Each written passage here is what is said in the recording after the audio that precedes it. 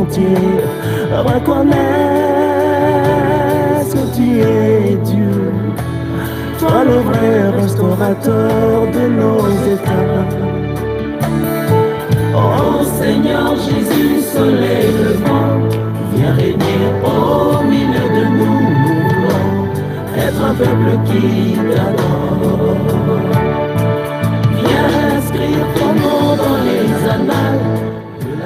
Cameroun, le nom sera écrit dans les annales du monde entier. Le drapeau du Cameroun flottera dans le sein des nations et le Cameroun sera pris pour exemple. Le moment arrive où l'adage du Cameroun, c'est le Cameroun. Même les conflits, même les dissensions du Cameroun seront particulières dans le monde entier. Alors le Cameroun, c'est le Cameroun. Le problème du Cameroun, c'est le Cameroun. Donc cet adage-là, le continent, vous allez comprendre vraiment pourquoi on dit le continent. Frère Gaël, mon frère Georges, comment vous allez alors une fois de plus quand vous entendez ces choses sur le Cameroun? Magnifique. Alors vous avez décidé quoi? Extrême fracas? Magnifique. Ou bien fracas seulement? Je suis dans l'embarras, mon frère. Je suis dans l'embarras du choix. Les choses que le Seigneur a montrées sur cette nation sont vraiment, on veut tellement que ça se passe rapidement, mais on voit le prix, on voit les dangers, et puis on a compassion, on a compassion. On a vraiment compassion et on se dit, que faire, que faire? Il y a vraiment de l'embarras. Il y a vraiment, parce que effectivement, fracas a des conséquences énormes, mon frère. Que faire? Il y a des conséquences énormes. Mais pourtant, lorsqu'on regarde un peu à ce que le Seigneur a révélé par rapport à cette nation, on aimerait bien que le jour se lève, que l'on ne reste pas trop longtemps dans l'aube, un mélange d'obscurité et voilà, et de lumière. Mais le Seigneur, il faut qu'on continue à presser dans la prière et nous faisons confiance au Seigneur pour épargner autant que possible le nombre des dégâts, ou alors la quantité de dégâts qui peut être faite, mon frère. Moi, je dis que fracas limité. Le frère Gaël, est-ce que tu as remarqué que le roi de Moab, pour la première fois depuis près de 40 ans, a utilisé le mot Dieu Tout-Puissant dans son discours? Pour la première fois. A utilisé Amen. Et il a utilisé ce mot deux fois. Deux fois dans son discours. C'est inédit. Inédit. En un discours. Oui. Deux fois dans un même discours. C'est-à-dire que pendant 43 ans, mon frère, il n'a jamais utilisé Dieu nulle part. La seule façon, le seul moment où il avait utilisé un similaire qui avait travaillé avec la religion, c'est quand il avait dit que aide-toi et le ciel t'aidera. Je ne sais pas qu'il avait trompé, mais cette fois-ci, il a vraiment dit le Dieu Tout-Puissant. Qu'est-ce que tu en penses? Waouh, mon frère, c'est merveilleux, merveilleux. En tout cas, quand j'ai écouté, en fait, ce qui m'a particulièrement marqué et à la limite même intrigué, c'est qu'il n'a pas utilisé l'expression Dieu une fois en passant. Deux fois le même jour dans le même discours. C'est vraiment exceptionnel, même pour les hommes politiques. C'est exceptionnel d'utiliser deux fois le nom de Dieu. Est-ce qu'il a finalement compris que son pouvoir, il le détient du Dieu Tout-Puissant? Mon frère, que le Seigneur lui fasse grâce parce qu'il a dit le Dieu Tout-Puissant. De l'autre côté, vous avez suivi comment le moulinex est parti pour il a allumé son moulinex, ça tournait, il disait que Dieu élève un et rabaisse l'autre, n'est-ce pas? Tout à fait, exactement. Ils sont en train de comprendre qu'ils sont dans le moule de Dieu maintenant, n'est-ce pas? Ah, mon frère, le Seigneur est merveilleux. Alors, écoutez, le Seigneur les utilise même à leur insu. Oui, le Seigneur a donné ce pays ici à l'Église. Amen. C'est au pouvoir de l'Église, au pouvoir de l'Église. Et l'Église ne résout pas le problème de l'Église en marchant du pays, en marchant dans les rues, en allant demander le départ, en allant ceci. Non, non, non, non. Dieu donne l'opportunité de venir devant lui et réclamer ce que nous voulons. C'est en cela que l'Église devient puissante. C'est-à-dire qu'on peut régler les problèmes d'ordre politique à genoux. C'est merveilleux, pas vrai? Magnifique. Ah, magnifique, magnifique, mon frère. Magnifique, magnifique. On s'imagine que, quand on s'imagine que le Seigneur véritablement écoute, quand on voit un peu avec l'image, simplement avec ce qui s'est passé avec le serviteur de Dieu, Daniel,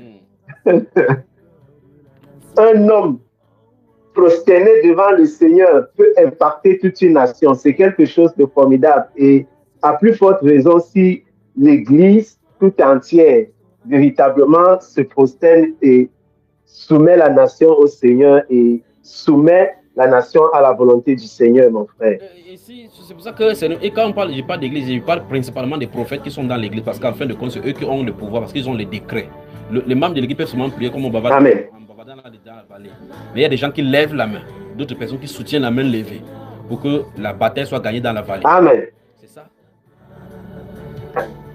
Alors, Amen. Amen. Les prophètes doivent travailler. C'est pas le style de prière conventionnel. Ici, on ne prie pas conventionnellement. Non.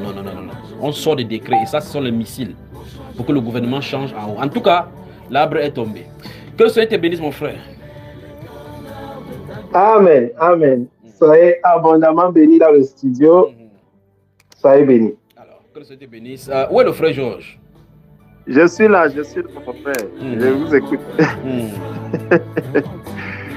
C'est l'occasion pour moi encore de rendre grâce au Seigneur pour tous ces prophètes qui sont au Cameroun. Et ailleurs. Pour tous ces prophètes. Et voilà. Frère Georges. Dans le... Frère Georges, oui, mon frère. Permets-moi de corriger une chose que je trouve désolant au milieu chrétien.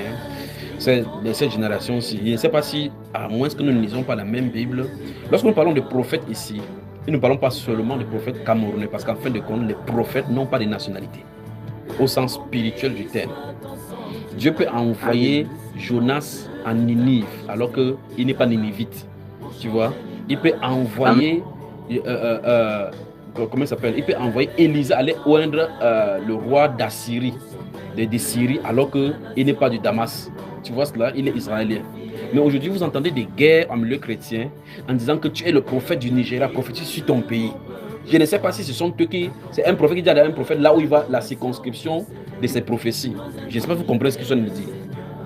Amen, amen. Très bien. Lorsque vous voyez dans le livre de Jérémie, Jérémie est un prophète des nations.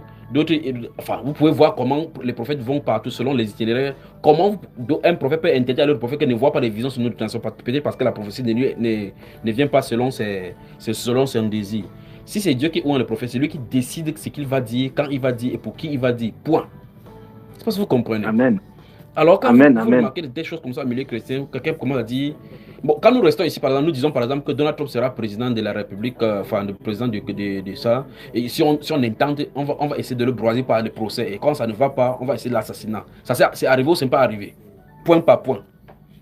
Point par point, c'est arrivé. Je suis américain. Amen. Il connaît ma famille. Tiens, Céleste. Est-ce qu'il connaît ma famille? Est-ce qu'il connaît que quelqu'un comme moi existe?